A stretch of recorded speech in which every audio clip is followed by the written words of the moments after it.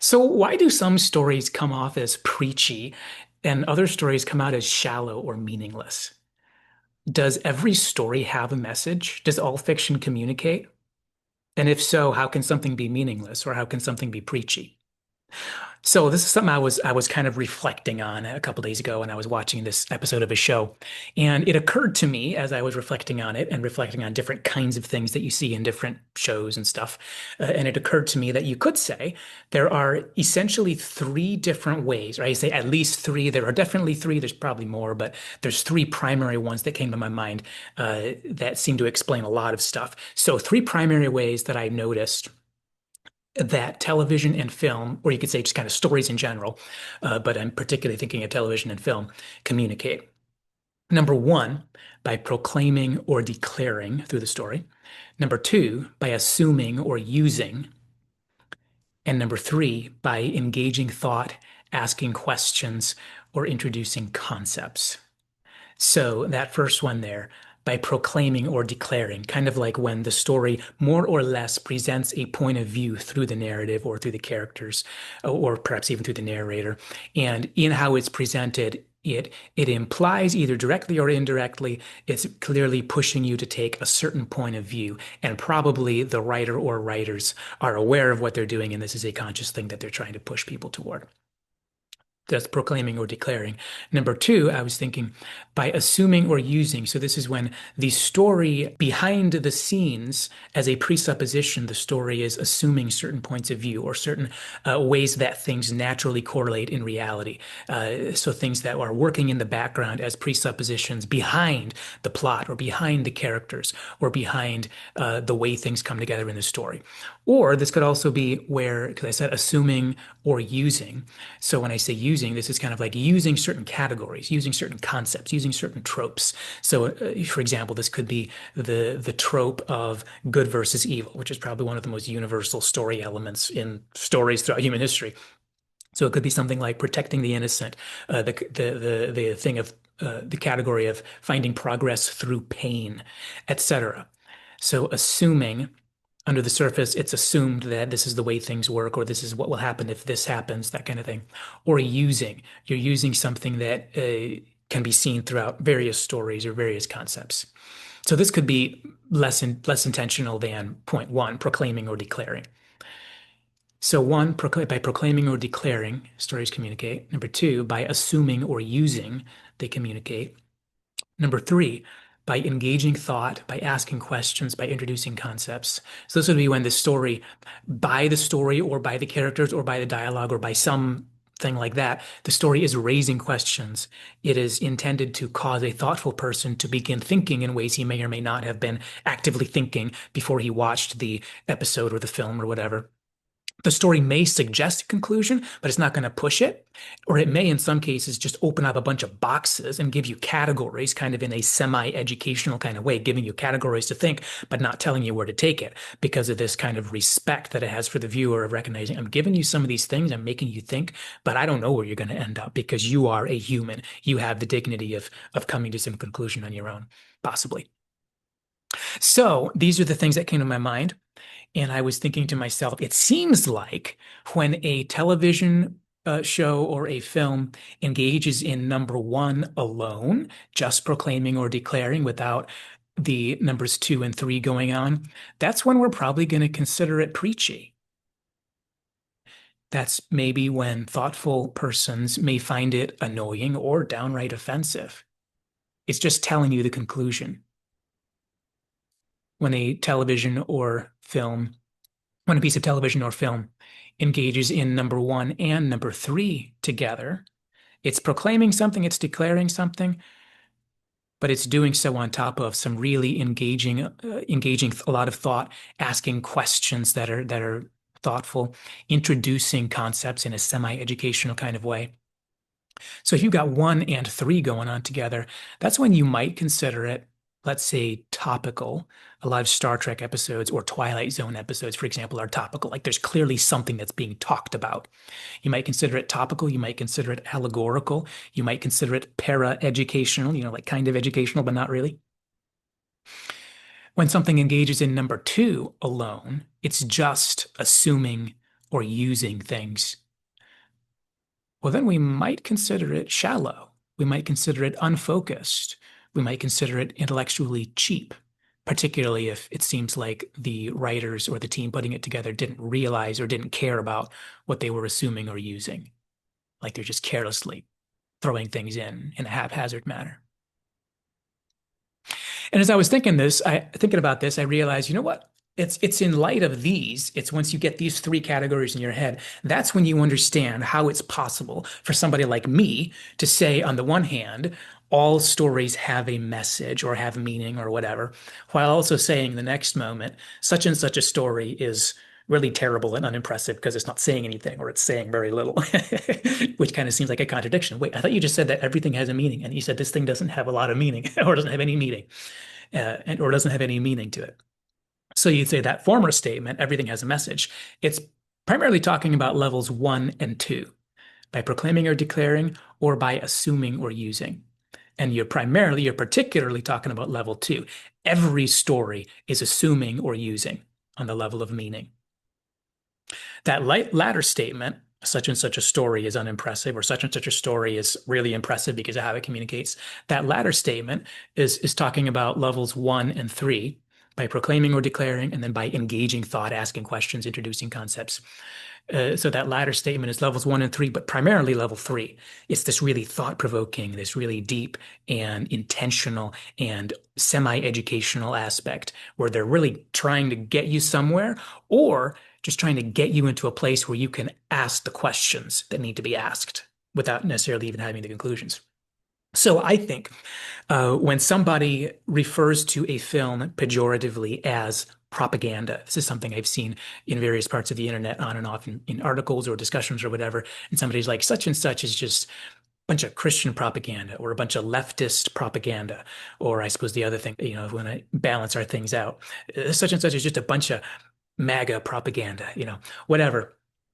But when people make comments like that, I think they probably mean that the thing, as they perceive it, in their opinion, the thing that they're talking about is something that engages in level one without level three. So it's proclaiming or declaring without actually containing the engaging of thought, the asking of questions, the introducing of concepts. So they could be saying that it's engaging in level one without level three, or they could be saying that it's doing number three at a really poor quality level. They're trying to engage thought, but yeah, they don't know what they're doing. This is absurd. This is ridiculous. It's propaganda. Or more often, I think a lot of the time what they mean by when they say something's propaganda, they may often mean that the thing in question is engaging in a very forced and stifling version of number two, assuming or using. It's doing a very stifling, forced version of number two, but is doing it as a badly disguised backdoor to the ulterior motive of backhanded number one, proclaiming or declaring. So there's all these assumptions and all these things you've co-opted and you're putting in there just as elements, but it's actually a badly disguised, really stifling excuse to do number one without making it known that's what you're doing. So those are three different things that I think people often mean when they say something is propaganda for a particular point of view. They either mean that it's doing level one without having any worth mentioning number three involved. So they're just forcing it on you without actually giving you the dignity of being allowed to think and make your own conclusions or learning any actual good quality, solid information. Or they're doing number three, but it's just on a really poor quality level. Like they have no respect for you, or they just don't know what they're doing and they don't have the right to be pretending to be sharing actual content. Or they're doing number two, they're just assuming and using stuff, co-opting stuff, and involving stuff they have no right to pretend to have any claim on. And it's actually just an excuse to hide the things they're trying to proclaim without letting you know that's what they're doing. And that's, I think, propaganda equals preachy. If you feel like something is propaganda, that's probably what you mean when you say something is preachy. So moving this to another angle of some of the interesting things that we get when we parse out these three layers of meaning, or these three kinds of meaning that stories tend to have. Well, let's say when a group or a corporation or whatever puts together, let's say, a mass market, financially driven, let's say, a Lord of the Rings type fantasy clone. This is the really cheap market driven one. That would probably be a case of level two, where the meaning type stuff in there is only stuff that they are assuming or using. So in something like that, like a Lord of the Rings clone that was just, churned out by the content mill, it's probably going to have a lot of themes playing out, such as good versus evil, a lot of tropes, a lot of symbolic elements with literary or mythological significance. But the cash cow financial number crunching creators probably don't actually realize or care what they're doing with those. Or what they're using, what things they're going into it. They may not be aware or even care. And the result is going to be that it's going to feel by a observer who's looking really closely, it's going to feel like everything is thematically chaotic, or you could even use the word meaningless. It's not actually meaningless. It's just a very sloppy job of level two, largely because everything it's using is kind of stolen. So in the end, it kind of looks like a badly sewn patchwork quilt done by a group of amateurs who happen to have a lot of money and influence. So you might say it's meaningless. It's not actually meaningless. It's just chaotic. It's just badly done. It's just a patchwork quilt that doesn't have a really good artistic structure to that patchwork quilt. I've gotten pushback a number of times from friends when I'm just kind of hanging out chatting with friends. Gotten some pushback when I make reference to what I consider to be the really high value of being able to actively observe films or television for their meaning, for their significance, for the stuff that's being communicated. And I've gotten pushback, kind of like almost like people feel like the very thought of that is going to suck the fun out of everything. It's going to ruin the enjoyment. It's going to suck the life out of the good stories, etc. And that used to perplex me when I was, maybe like 6, 7, 8 years ago, chatting with friends, and I would just be perplexed. Like, how could you be offended by this suggestion? But it used to perplex me, particularly until now, just recently, when I identified these three levels. Then suddenly it's starting to make sense to me. And I suddenly realized, well, my friends mistook me for saying that all films should operate on level one. That's what they thought I was saying. They thought I was saying that we should be dissecting and decoding things until we can force them to look like they are operating on level one of proclaiming or declaring things. And and then particularly if the person who thinks I'm saying that has recently seen or has in the past seen some really preachy propagandistic films or stories that in fact do operate on seedy surface level one mechanics, well, then no wonder they were put off by my suggestion. So right now I'm thinking I would suggest that all truly great works of fiction are going to be heavily doused in levels two and three. That's part of my definition of what I consider to be high quality, good fiction. And then in the best of these, the creators are often aware of this. They're aware that they're doing it to some level while they're doing it, though they may not actually have that as their primary reason. They probably won't have that as their primary reason for creating, but they're aware in the back of their head of what they're doing because they are intelligent, they're trained, they're educated in fields like literature, for example. At least in a passing way. It's not like you have to have a literature degree, but you've got some experience in that field. You've done some learning and training, so you know what you're doing. You've read stories and you've interpreted, analyzed stories. And I think in cases in which the creator or creators has anything that they actually believe, which most people do, whether they realize it or not. The question is perhaps whether they care.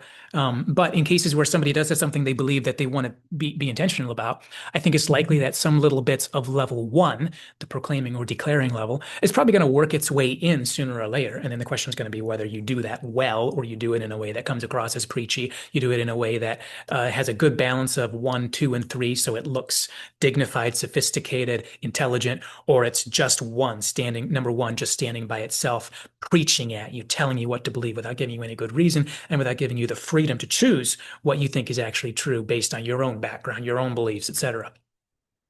So anyway, if somebody actually believes something and they're creating something, I think it's likely that they're going to be doing some amount of level one, just whether they do it well or do it badly. But in my opinion, the structure should always be that three the engaging of thought, asking questions, introducing true concepts and categories. Three should, quote unquote, should, here's my value statement. Three would be the foundation, and number one would be the accidental byproduct. That it just kind of happens because you're engaging thought, and the further you go discussing it, you end up kind of telling them what you think they should believe because that's what you think, and the way you discuss it kind of points that way.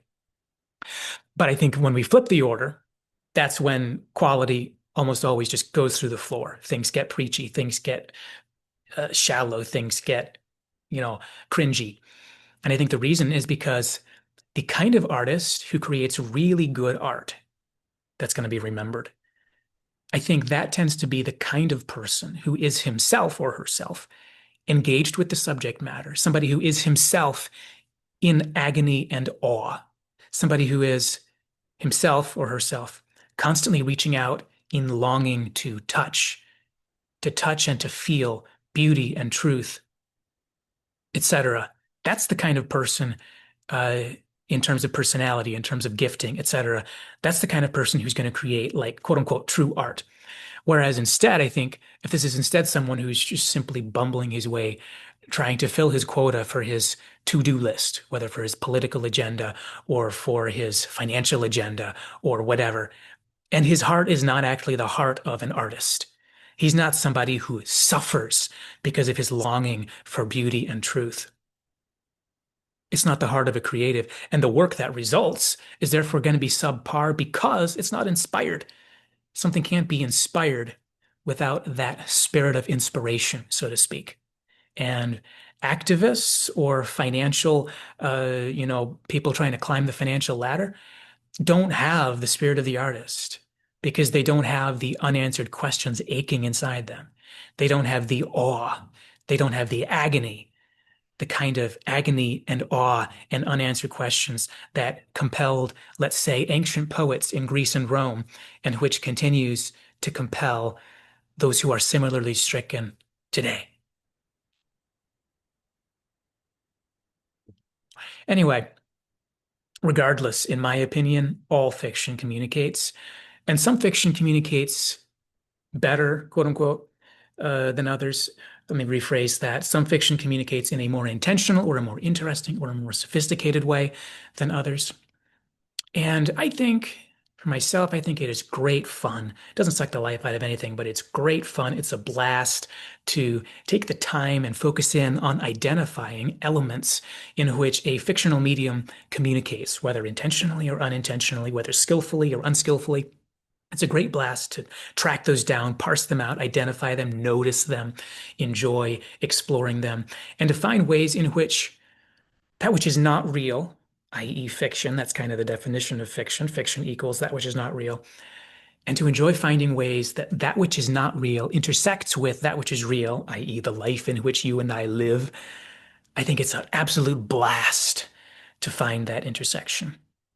And one of my goals for a lot of the videos that I put together on this channel, other than my goal of just having fun and sharing that fun with others, one of my goals is to maybe find some layer of truth in whatever the particular thing is that I'm examining in a video, some little bit of truth or reality that in the fiction, in the quote unquote lie, if you want to call it that, of that which is not real, some little bits of reality can break through, and by examining them, by better appreciating the fiction that we love, it can actually help us live better in the actual world.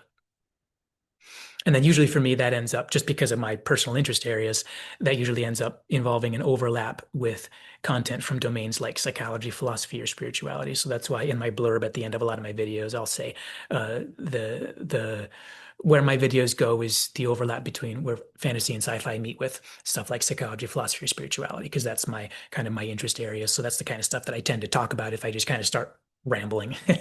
So anyway, that's a little bit of what I tend to value and what I tend to drift toward when I start talking, and that's what I tend to focus on. Anyway, so that's that. That's what I think is going on when we watch a video, we watch a television show or a film, and somebody says it's preachy, or somebody says that it's so shallow or meaningless. If you like this video, feel free to subscribe to my channel.